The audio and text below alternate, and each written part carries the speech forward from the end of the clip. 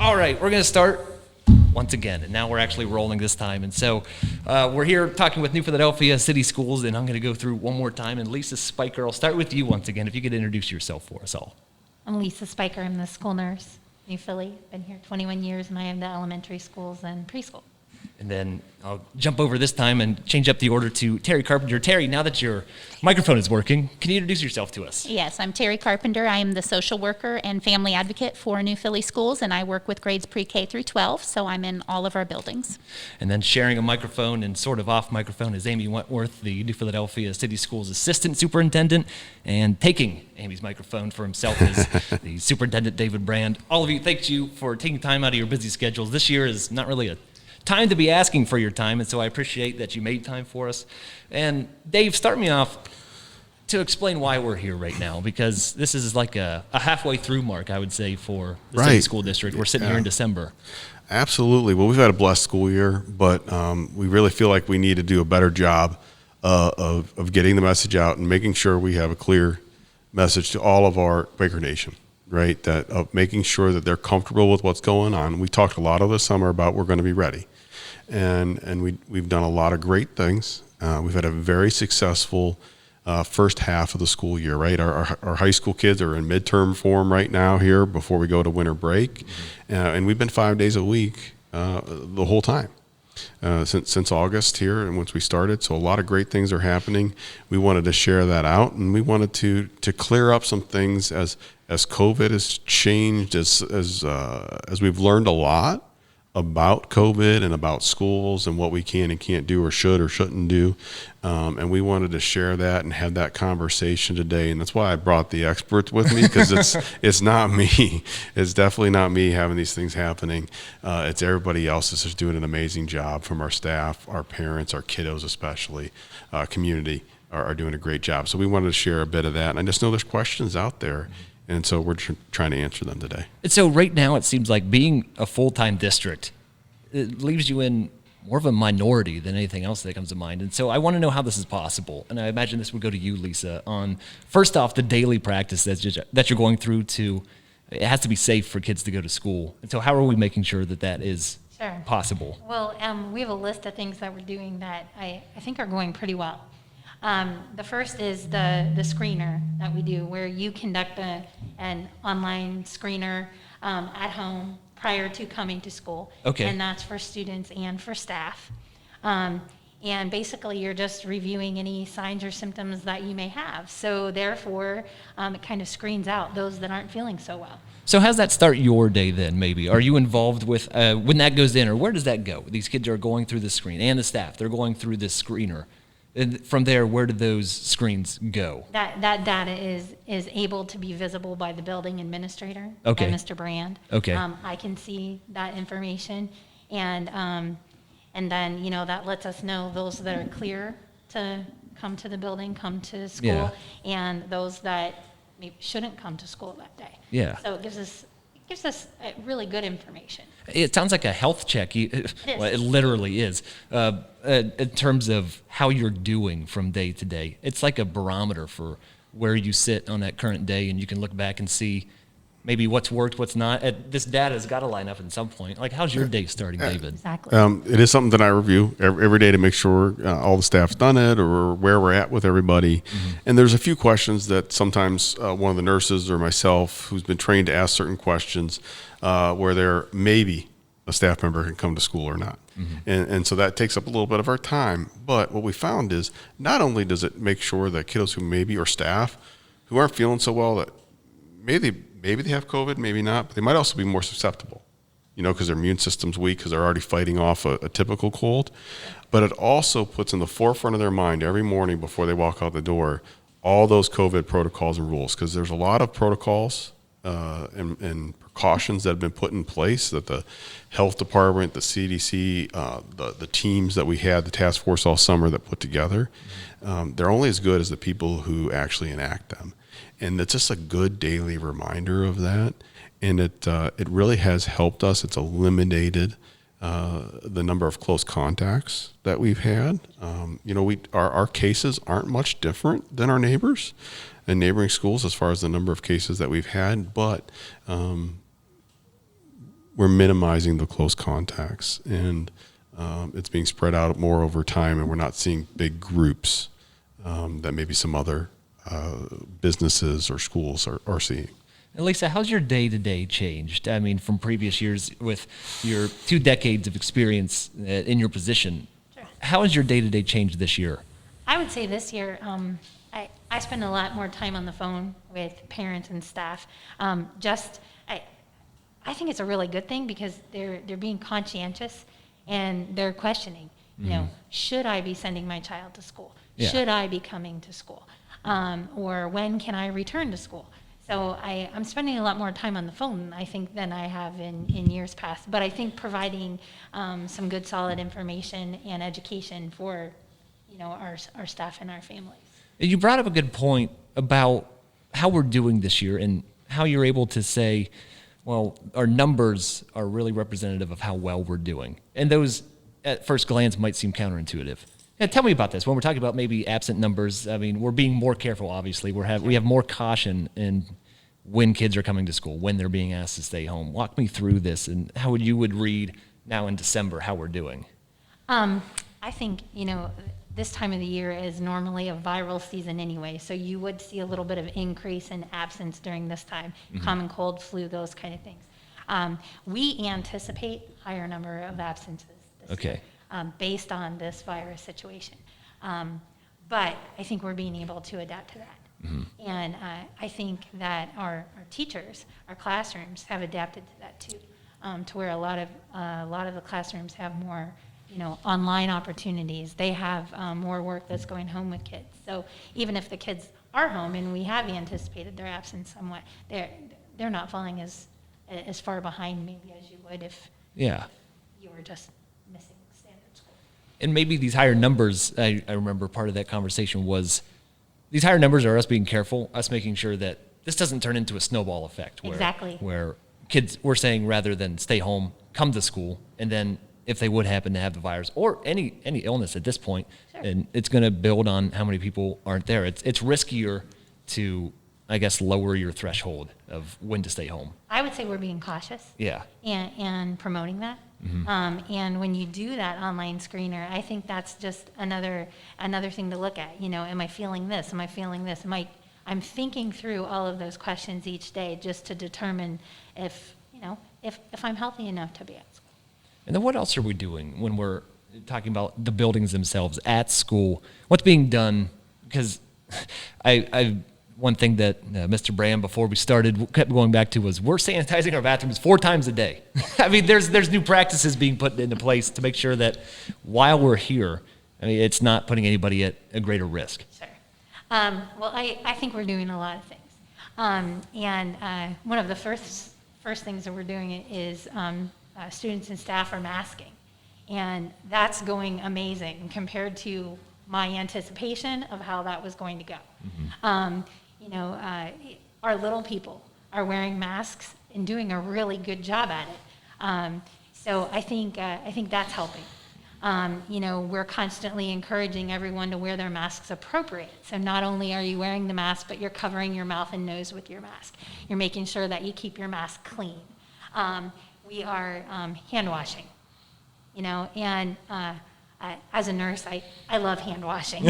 And so the one good thing I would say that come out of all of this is we got kids to wash their hands a whole lot more, and I love that. Especially from a young age, now it's going to be a habit, like putting your seatbelt on. Well, I keep telling the teachers, don't you change back? Don't you change back? Because they're all telling me how much time they spend in the course of a day washing their hands, but that helps. So we're doing a really good job at that. In the classrooms, they're using the little divider shields. And that's just another layer between you and me. And so that's going to keep our kids safer. It's going to keep our teachers safer. So we like that. Social distancing.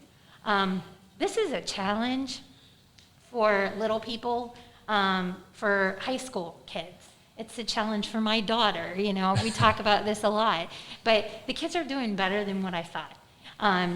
You don't realize how much you actually are physically near someone until you really think about, you need to keep your distance a little bit. Yeah.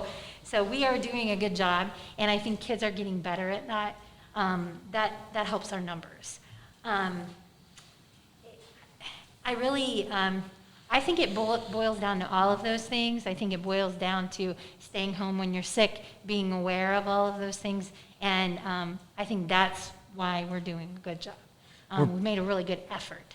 And it's allowed us to be here in December full-time still, and I think that speaks a lot to the effectiveness of what you're doing. Sure. But then that's so much work, and I think this will go to more seats at the table now, is why we're doing this. I mean, how do you start that conversation of why is it so important for us to maintain full-time in-person classes?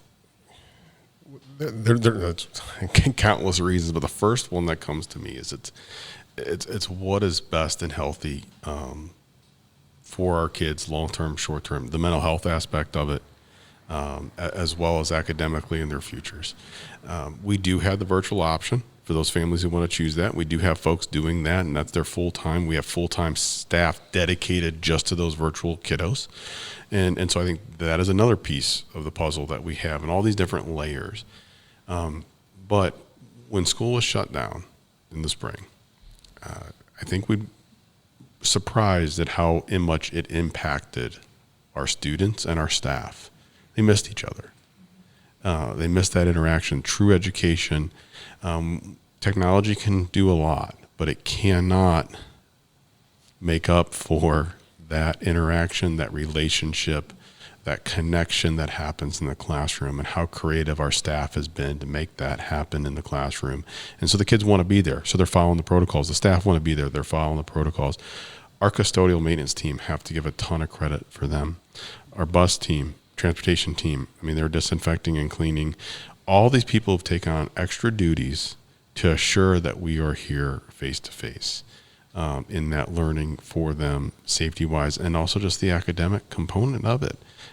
We know if they're not learning, they're not in school, that's going to put them behind and potentially this generation for generations to come. And so it's a balance, right? Their physical safety, but their mental health, and then also their academic growth is critical. These are critical formative years for them. And teachers made a huge influence on my life. And I know they're making a huge influence on the 3,200 kids that we have walking our halls every day. And so that's very important for us. But it's a balance. Mm-hmm. You know, if we need to go remote, we will. We're not afraid to go to remote. But we need the numbers, and we need the data and the support and the advice from the medical professionals to do that. And Terry, when we talk about last spring, when we were remote, I mean, how do you, explain or quantify what that was like for kids? I think at first everyone was excited to have time off, just like we anticipate Christmas break and summer break. Yeah. I think that wore off rather quickly. And I think both our students, our staff, our families went through a period of grieving that time together, grieving that sudden disruption in that break in that relationship, that connectedness that they need. That's why you saw teacher parades. That's why you saw ways of trying to connect as safely as possible with our students. In the mental health community, which is my background, we really saw a surge right around May and June of mental health issues with depression and anxiety really peaking, because we had been out of school, we had all been on shutdown, whether we're talking school, work, whatever, and that was really taking a hard hit on our mental health. So we were seeing a rise in anxiety and depression, and I think that affected students, staff, parents, people in general. You know, we had to shift from our normal, our daily routines and what we've known for decades to be what school means and what our routine is, to kind of survival mode. How do we survive in this world in a pandemic that hasn't happened in over 100 years, even anything remotely close to it? How do we take care of ourselves? How do we teach our students, our children, how to take care of themselves? And so we've had to really do a huge paradigm shift. We've really had to change our thinking. I think The one thing I have said to families, to teachers, to parents is we need to simplify. We need to recognize we're in survival mode, and we need to get back to the very simple basics of taking care of ourselves, eating well, being active, even if we're stuck indoors. We have to get up, we have to move for our physical health and for our mental health. We have to give ourselves permission to be in control of the things we have control over and to try to let go of the things we don't. We have to adjust our expectations. We have to remember that our students who are typically straight A, 100% students, probably aren't going to perform at that level right now because of the added stress and the changes in their world. We have to recognize the disconnect from things like grandparents and extended family. Christmas is going to look very different. Yeah. Thanksgiving looked very different. And I agree, I think with what Mr. Brand was saying a moment ago about, we want to be together. As human beings, one of our basic needs is connectedness to one another. Yeah. We need to stay connected for our own mental well-being. You bring up such a good point, because I think a lot of people might feel alone right now, because that's exactly what we're being told to be, is isolated, and that, as you just so eloquently described, that I can't come to match describing, it's going to take a toll, but we need to be ready for that toll. We need to be able to recognize it. I mean, what kind of help, or how are you assisting kids through this process? Well, we're helping our children and our families in multiple ways. Our teachers are amazing. Since I joined this district a year ago, I have been blown away by how in tune our teachers are to the mental health needs and the emotional needs of their students. So identifying those things, we have partnered with some local community mental health agencies to come in and provide some social emotional learning, some individual intervention when it's needed for a student. And some of those agencies can even connect to families and help with some of those systems issues. I'm very much in my field what we call a systems person. So I don't look at just the child, I look at that whole big picture. Yeah. What is happening? Are they worrying about dad? Are they worrying about mom? Are they worrying about money in the house? And how can we wrap that family around with services to reduce those stressors? That helps that student succeed and perform at their very best in school. So we're connecting them. The teachers know they can refer students to me, and I can plug them into mental health agencies if the parents are agreeable. We're bringing some folks in to provide that social emotional learning, to give kids, to equip them with tools, with coping skills. So when I feel stressed, what can I do? When I feel depressed, what can I do? Who are the people that are safe for me to turn to and talk to and reach out to for help? How are we doing? How do we grade how we're doing? Is that something that we're concerned about, or are we just trying to make sure we're doing what we can right now? I mean, at what point do you look at, is it now? Is it halfway through that we say, I'd say we did pretty good for this first half of the year? Or how do we judge this? Well, that's a tough one. It's an evolving piece. It is something that we are working on, and we're blessed. We got about a $42,000 grant to help us to truly measure it, because we really never have done that in schools, especially coming around the mental health side of things, or just really the leadership, the soft skills, how well you can adapt, your grit, your perseverance, those types of skill sets that children and adults have to have, so we can proactively target those. But we're also adding that for our staff too, because we know our staff is giving so much of themselves emotionally to their students, but also just in life in general. And so we've added, and working with some other partners, to get a series of professional development where once a month they get the opportunity to learn more about resiliency or to prevent burnout, things of that nature. Then they also have a teletherapy where they can call a therapist free of charge and begin to get into counseling or support, whether it's short-term or long-term. Groups, because right now our staff doesn't have that opportunity for adult interaction. So if we can get teachers around the virtual table to talk and share and to relate to each other and then re-energize, because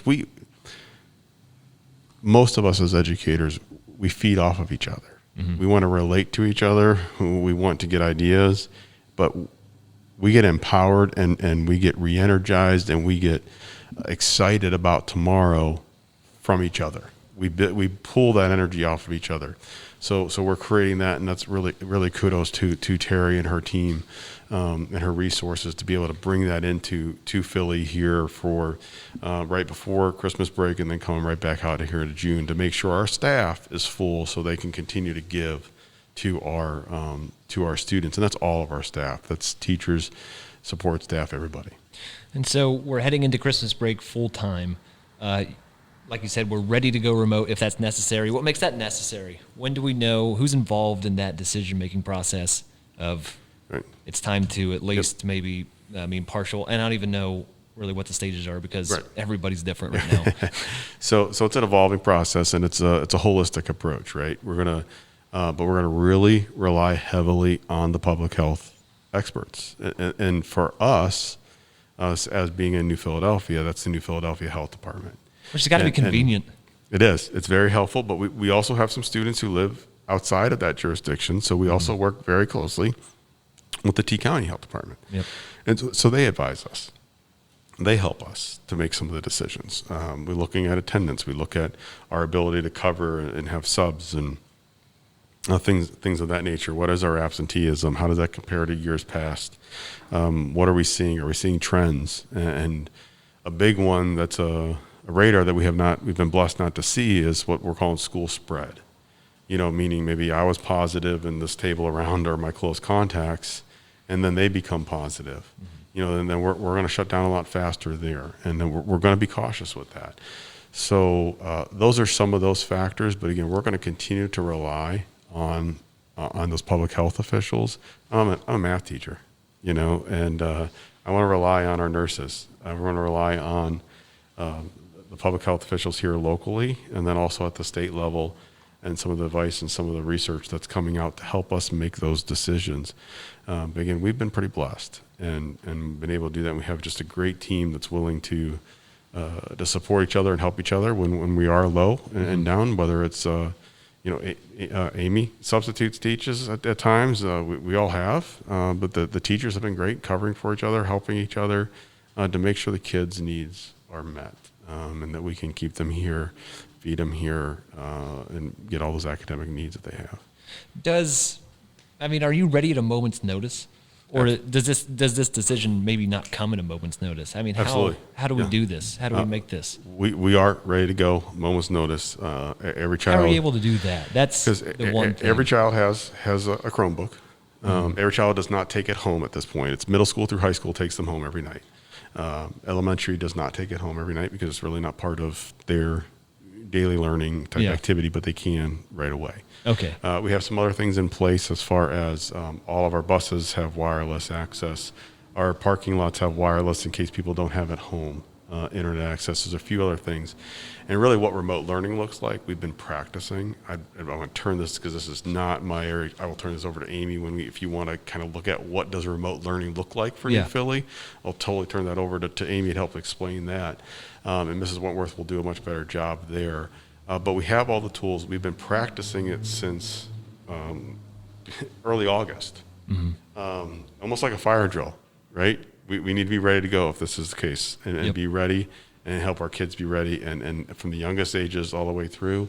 So I think that is why we'll be ready to flip that switch, or if we need to go that more modified, where maybe it's what some people are calling hybrid, where they're 2 days a week in school and 3 days a week remote. Mm-hmm. We can quickly move to that. We would give families some notice. In most cases that I could come up with, we would give families notice. I always say most cases, because sometimes you never say never or never say always, especially with something like this. But that we can get, see something coming and, hey, next week, this is what we're going to do for next week. This is what we're going to do for the next 2 weeks, depending on the situation. And this can't be something that you can stutter step with. Not like, we need to real quick switch the remote and then say, well, things calm down, we're going to go back. It doesn't seem like it would be that, I guess, reversible. Really, if you would make this decision to go to remote, that seems like a serious step forward. Or is it? Help me understand. I'm trying to understand, is this a hard gear shift, or is this supposed to be a fluid change. As fluid as possible for something that's really Yeah. never been done. You know, as far as the actions have truly just never been done. And we have the understanding that not everybody in our community truly has internet access, or the various other issues that arise as far as, I don't want to use the term daycare, but I'm going to call it that, the right kind of support at home. Sure. Not maybe to the academic support, but just having someone at home to watch the kids at their ages and things like that. So those are all careful considerations that we have. But again, that's where we rely really heavily on the health department and their guidance and talking through with them of the pros and cons and where are we really at and what kind of trends are we seeing, and working with all those and their state level folks that help us with it as well, to make those decisions. But it's a tough decision, but kind of like a snow day, right? There is no perfect number, right? It's not like if there's an inch of snow, we're in. If it's 2 inches, it's a snow day. There's so many factors, right? Yeah. The amount of ice, there's so many things. And you're not taking away snow days, are you? That's the one thing I'm really concerned about. We've You're going to send kids home with one. laptops and We've had one. Okay, We've had a traditional. day off snow day. Yeah, I guess I would call it more of an ice day. That's a wrap. We're done because here. of That's all I things. needed to know. Okay. Yes. Now, if we had prolonged things, instead of having to extend the school year out, we can do some remote things if we need to there. Yeah. Because if we need to go remote, it might be a day or so where we need to get students to be able to get their devices, et cetera, and then the staff to make that switch. It might be a day or two. Yeah. To be able to do that. That's why we maybe make the decision on Thursday for the following week, Okay. as an example. Yeah. And so that way they make sure they have all the tools that they need at home to be able to learn effectively. And I think I will transition to Amy now to talk about what this looks like in terms of what we're ready to do. Are there different stages of a remote plan? Are there different ways we could be going remote? I mean, what can we expect if this would happen? And that's not expect when, but expect if this would happen to the district. Sure. If we do go remote, we basically have one plan that's fully remote. Okay. And we are ready for this. As Mr. Brand said, all of the students have a school-issued device, a Chromebook, and the teachers have been practicing and working on this since before students even got here. So students can log in. If we go remote, they will have new learning 4 days a week. Wednesday each week will be an opportunity for students to work in small groups, students who maybe need some intervention help. We can use that in various ways, and the teachers also have that day for planning. But during the 4 days a week for our elementary students, they will have to log in at least 3 specific times during the day for an in-person lesson.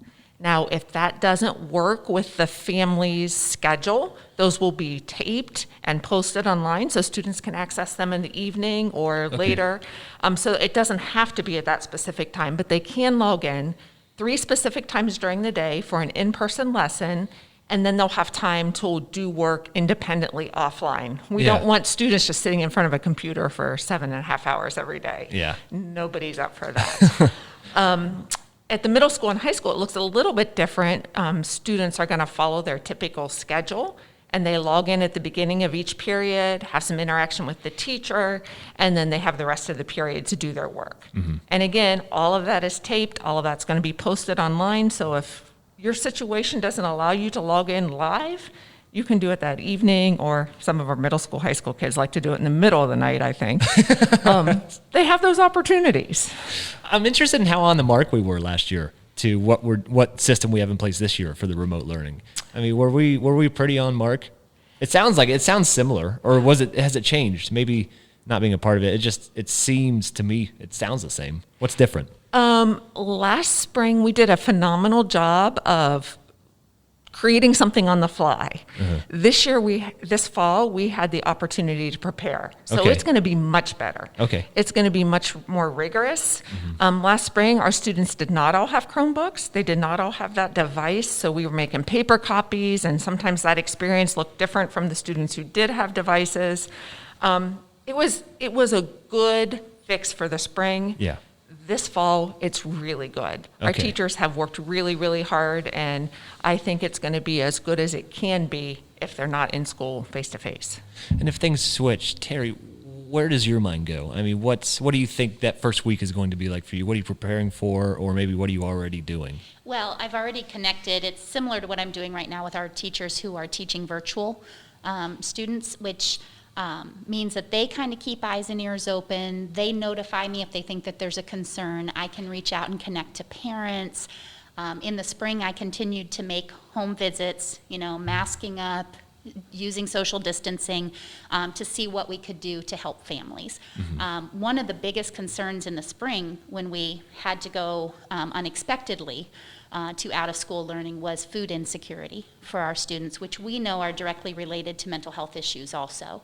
So one of the biggest concerns that we addressed immediately was how do we get food to our families, Yeah. the families that need them the most. And we've done a phenomenal job of that through the district. Cindy Jones, who oversees our food service, coordinated food distribution. That worked out beautifully. And then we partnered with Blessings in a Backpack to get additional food to those families.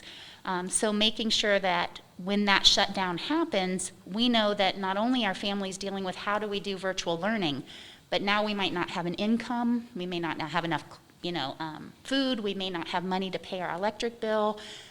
So those are the things the teachers are watching out for. They're listening for clues about that, and then they refer that to me so I can touch base with families. Okay. And we've partnered, with, like I said, with mental health agencies and with other social service agencies in the area to help meet those needs for our families. And with all this being said, it remains that New Philadelphia is still going full-time. And then, Lisa, I started this conversation with you. I'll go back to you to talk about, do we change anything? Did we get it right opening up this school year? Or maybe when we come back from our winter break, do we change practices? Do we try to maintain as well as we have for the first half of the year? I mean, what goes on when we come back? I think as I listened to all of it, all of what everyone said so far, the one thing that I think that we started in the beginning, in the spring, when all of this kind of occurred, was I believe that our district was proactive. I think that we pulled the right people around the table to figure out what do we need to do, what do we need to plan for. Like Mrs. Wentworth said, last year they put together education on the fly. Well, they started planning right away for what this year was going to be like. Yeah. So I don't necessarily think that we need to do anything all new, because I think we're prepared, and I think that's why we're sitting in the position that we are right now. I think that's why we still get to be in school. I think that's the best place for the kids. I think the optimal learning environment is where we are, but I don't necessarily think we need to change. I think we need to continue to be aware and to be cautious, and I think that we need to be vigilant with all of our things that we have in place. We need to keep up with our screener. We need to make sure that all of our families are educated, and that's a daily thing that we're doing. We're masking every day. We need to keep up with that. We're hand washing. We're keeping good distance. We're using our shields. All of those things have got us to where we are, and we just need to continue to pursue that same path. Yeah. Because I think we're going in the right direction. And Dave, it sounds like we are. It sounds like we've been able to accomplish things. That, I think, is a good point to make, and like a really good, I think, point to focus on throughout this whole conversation. Whoever would be the one to talk about that is what we've accomplished, being on such a different, maybe not even schedule because we're still full time, but we're in a different time. And so, Amy, what have we been able to do? What makes New Philly still, even during 2020? New Philly is still New Philly because our teachers have worked incredibly hard to make it as normal as possible. And sure, things look different with the safety protocols and the cleaning protocols, but kids are coming to school every day and they're learning, they're playing sports, they're participating in music opportunities, they've got extracurriculars. All of those things are still going on like they would in any other school year. Our teachers are working incredibly hard to make sure our students are learning the things they need to be learning. One of the things they did this fall before students came back is looked at everything they would teach over the course of the year and say, okay, what is the most important things for us to focus on. And we're going to do that first because we want to make sure kids learn those things if we do have interruptions or we do have times that we're not able to teach like we would in a normal year. And while it may not look the same as any other year, it's a good product that we're delivering, and it's the best that we've got on every given day. And I just give all the credit to our teaching staff, our custodial staff, our food service staff, our teachers' aides. They are giving of themselves in every way possible to make this experience the Quaker experience for our students. And I'm so thankful to be part of this organization and part of this team. The logistics involved in what you all have to do day to day seems almost unmanageable to me. I mean, this has got to be exhausting. And while we're succeeding, and I think given the odds, it's even more impressive than just to say that we're doing what we can to stay open. You're succeeding at that. This has got to be tiring. Where are the pressure points? What is making what? Okay, first off, what are we missing? Because not everything is the same. I mean, what will go back to normal and what will how am I trying to say this? Right. You know, the flexibility of the day as kids and the different groupings that occur typically, right? We're a little much more structured. That if this is how we're seated together, we work and we collaborate together for a while, and then we make new seating charts because those close contacts and being able to know who our close contacts are potentially if something happens is really critical to minimize the number of close contacts that we have. So there's some things like that. There's things we can't do. Yeah. Right. There's some things that we just that maybe there's this great lessons and some collaborative work or potentially even going out to some of the whether they were field trips or really more experiences that they got more hands-on out in the field. Whatever that field may be. I'm thinking of some of our science and some of the studies that they were able to do that we're just not able to because of the restrictions placed on some of those agencies. Exactly. Our mentorship program still exists. It just looks a little different. You know, they're not able to maybe go every single day because of the restrictions that company may have. But those companies are still working with our kids to get them experience in veterinary science, engineering, medical fields, all the different focuses that these kids are interested in to explore before they go off to college. They're getting it. Is it quite what it was the year before? No. But we're giving the best one that they can to still have that experience and explore it so that they can be better prepared for college or better prepared to know if that's really the career path that they want to go down. And so, again, there's a lot of those kinds of things that are occurring. It seems very real world experience, though. The internship program has been a great addition to New Philly, and Buckeye does a great job of those types of things for some of our kids in the industry credential route. Yeah. And we wanted to add to some of our more the non-industry credential route path kids who, and it started out small. It started out with a relationship just with the Allied Machine, and it just continues to grow every single year. And kudos to those businesses for still wanting our kids and trying to find a way to get them a good internship experience, the best experience they can give them given COVID. And that's still opening the doors for our kids to be better prepared moving forward, whether they choose college, go right to the workforce, or whether they enlist into the military. So those are just some of the great things that are going on. We're continuing to expand what we do and what we offer to personalize that learning experience for each and every child. And I think that's what goes back to the success, is our staff truly looks at each and every child and what do they need to be successful? How do we encourage them? How do we motivate them? How do we support them? And it could be a pat on the back. It could be an attaboy. It could be, or it could be some more intensive things, whether it's help at home, with connecting with an agency to help with home life, with whether it's food insecurity or any of the other challenges that we have within COVID. But we're still focused on relationships, and we're still focused on academics. We're still focusing on caring for each and every child that walks through those halls. And that's will never change. It may look different, but it's still happening, and that's why we're being successful. And everyone's bought in. Everyone's following through. Everyone's following through with the protocols because they want to be there. The kids want to be there. Our parents want to be there. Want their kids to be there as well. Yeah. So I think those are some of the things that are leading to the successes that we're having. And I mean, it sounds like from an outsider looking in, this is all that you would be thinking about through the day. But where does the line get drawn between trying to handle this year as this year's been brought to us, but also just doing your jobs as you've always done them? I mean, is there times when this becomes a routine? Is there times when this becomes just another day at work because you're educating like you're supposed to, you're taking care of your kids like you're supposed to, or is this just every day different? You know, I can tell you from being in every building in the district that the beginning of the year felt very strange and different and uncomfortable. And I have seen our teachers and our staff settle into something that resembles a little bit more of their normal. Knowing that it's not going to be completely what it was and that we hope we can get back to some of that. But we're learning a lot through this too that I hope we can hold on to. We're learning that we have to take care of our own social emotional needs, from our superintendent all the way to our youngest preschooler. You know, we have to take care of all of those people.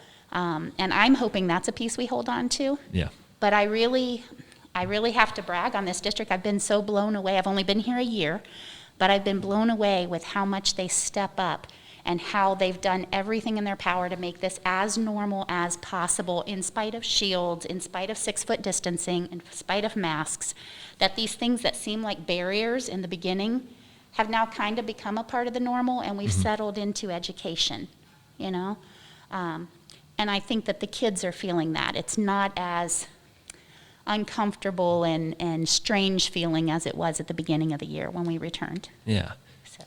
Everything we've talked about has this atmosphere of grave, but where do we stand? I mean, how do you describe where we stand now, going through half the year? I mean, to really start this conversation's conclusion. It sounds like we've done well.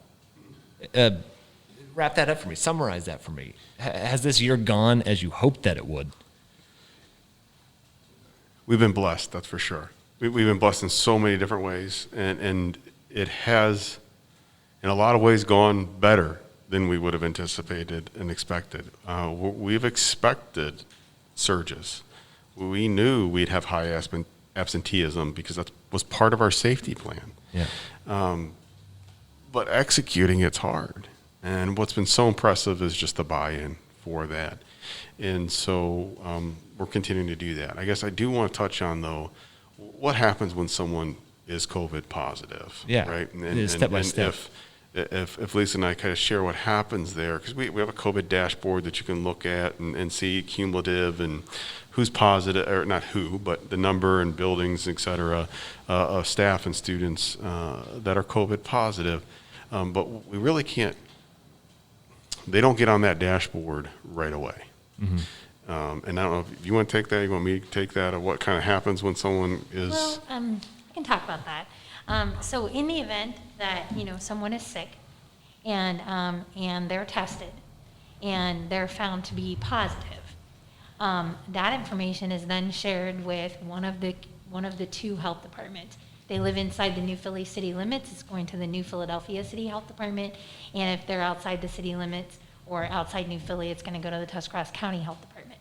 And right now, both of those health departments, bless their hearts, they are overwhelmed, and that's a mild statement. Can't imagine what they're going through there, and kudos to both county health department and city health department. They're doing a great job. Yeah. But then from that point in time, that's when Mr. Brand is getting the information that we need to then research if we need to contact trace for someone that has tested positive.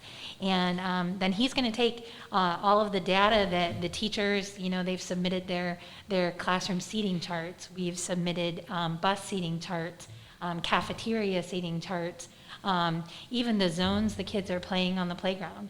And he's taking that information and determining, who then could be a possible contact Yeah. for that student. And the one thing that we're seeing that I do hear a little bit of negative about is there's a lag time there. That lag time is not us holding out. We are not doing that on purpose. Yeah. But from the day a person gets tested, it might take the quick ones. Maybe they'll find out in 24 hours that they have a positive test. But sometimes it's 3 days. Sometimes it's 5 days. And then that information has to go to the health department. And the health department has to go through what they're going through to then turn around and get that to the school. That process takes a little bit of time. Yeah. Because with it is we need to know from them, when was this person contagious? Yes. And that's not something we determine. And in throughout that whole process, I'm not the one making decisions, right? There's all the staff that's involved in it, and we share the information with the health department. We don't quarantine. The health department quarantines. We're giving them the information based on what they ask us for. But just because I find out that maybe you tell me you're positive, I work with the health department, I say I hear, Ryan informed me he's positive. What dates do I need to look at? Where do we go? And we work together, but they need to communicate with you first. They need to ask you some questions, which really drives when are you contagious? And then that moves. So really the health department gives us those steps, and then to collectively as a team, we work. And a lot of times we can work ahead of time, prep. If it's this amount of days, we're ready. If it's this day, we try to break it down so we can be as quick as possible. Yeah. With that, and if there's rumors of positive situations, we move on those and work with the health department to make sure we follow their guidance. So that way, are they really positive?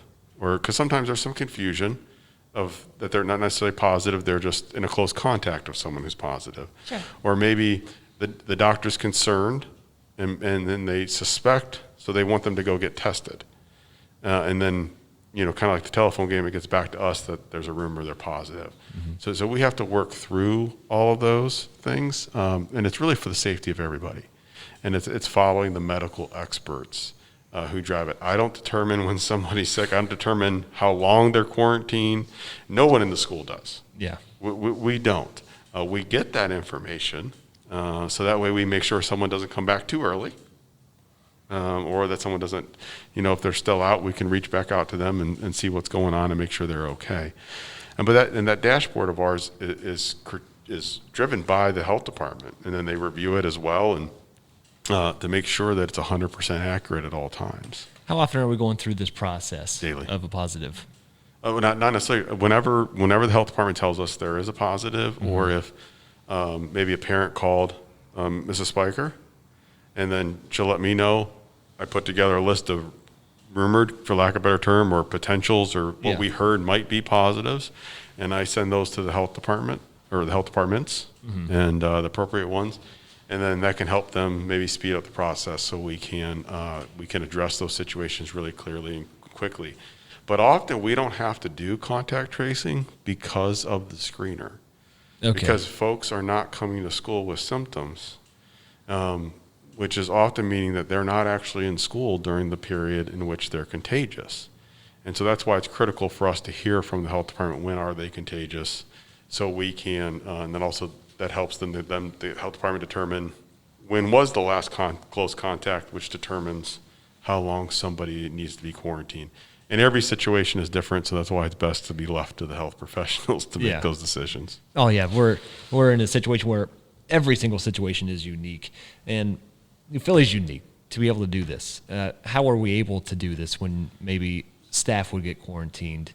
Right. That I think is the biggest stressor in districts staying open, or maybe the biggest contributor in their decision to go to remote in some capacity. Again, in some ways we've been blessed and lucky that our staff, and then when we've had staff get sick, it's been spread out. We're not getting big chunks of them at a time. Or they're maybe quarantined or something like that because maybe their spouse was sick or a family member or something like that.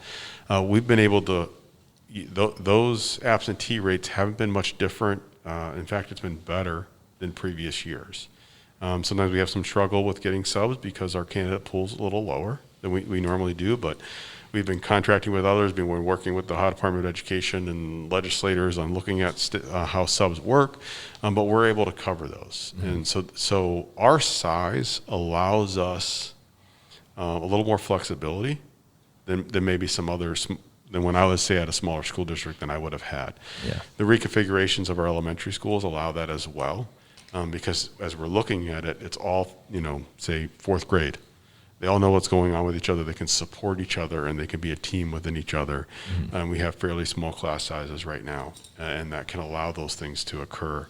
And again, we just have the staffing to do that. We also have a willingness from our teachers to be great teammates, give up their prep time or their breaks, and cover for each other.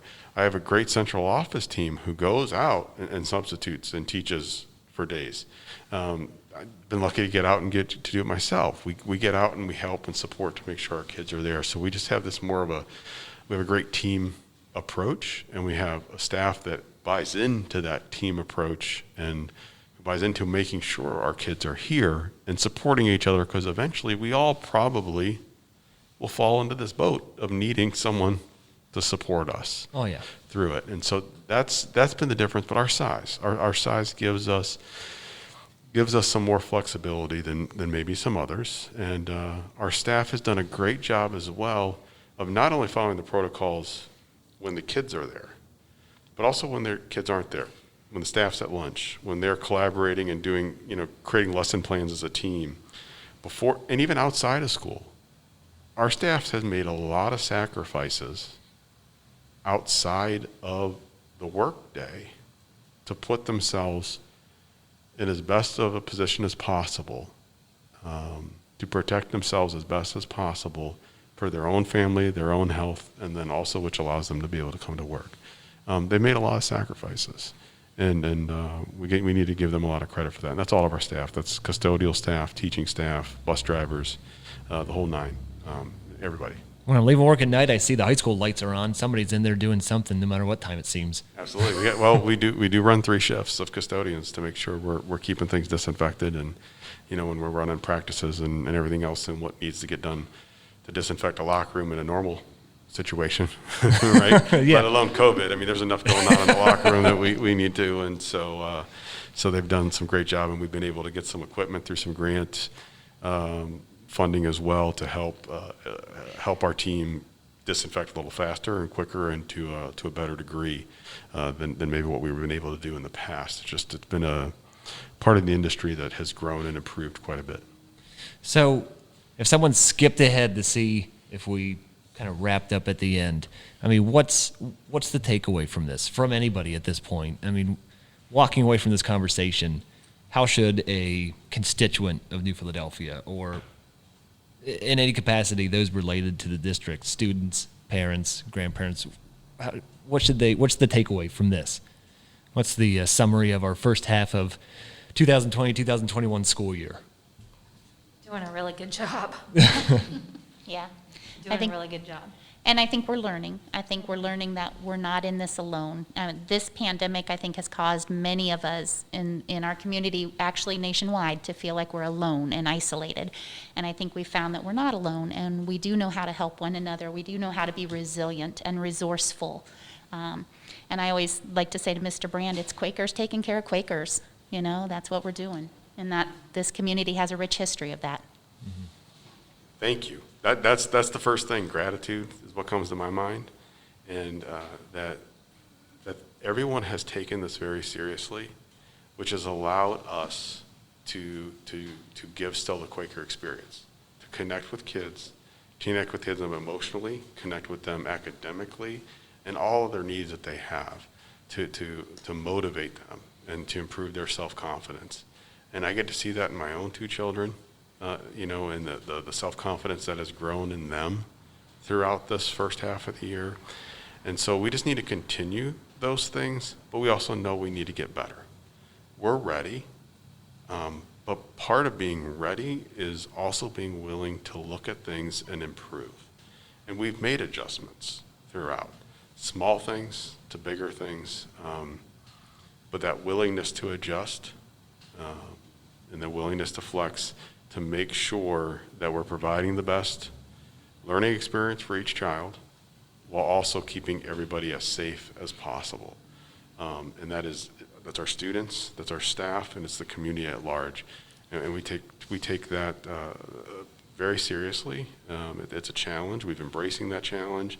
And we're just taking that positive approach to things to look at this as an opportunity to come together as a family, to come together as Quakers, to grow together and really boil down to what is the most important thing that we do, and how do we make sure we still deliver that, whether it's face-to-face, or those who are choosing virtual, which that's an option for folks, or if we do have to go remote, or if we have to go to plan B with some sort of hybrid or modified in person, that we're ready to go for each and every one of those. And really, gratitude continues to be the word that comes to mind for me, for everybody. So I think that is the great summary of everything here for us, is that the flexible plan is working because people have bought into it and people believe in it and they're executing it very, very well. I think I'm late to the bell. I walked Lisa Spiker out of here, but I'll just say I appreciate all of your time. I appreciate what you're doing day in and day out, because this seems like a sprint that is also a mile-long race, and it's got to be exhausting to do it, but the success is showing.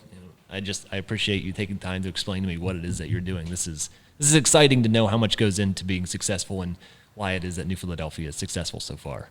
And again, all the other school districts are working really hard too, and they're doing an absolutely great job across this county and across the state. They're all doing an amazing job. We all just have different situations that cause us to make different decisions each day. But T County is very blessed to have a lot of great schools, and I got a lot of great teachers and a lot of great leaders in T County. Well, how about I check out with all of you in June, then we'll see how we wrap up the full year. All right, thank you so much. So, thank you.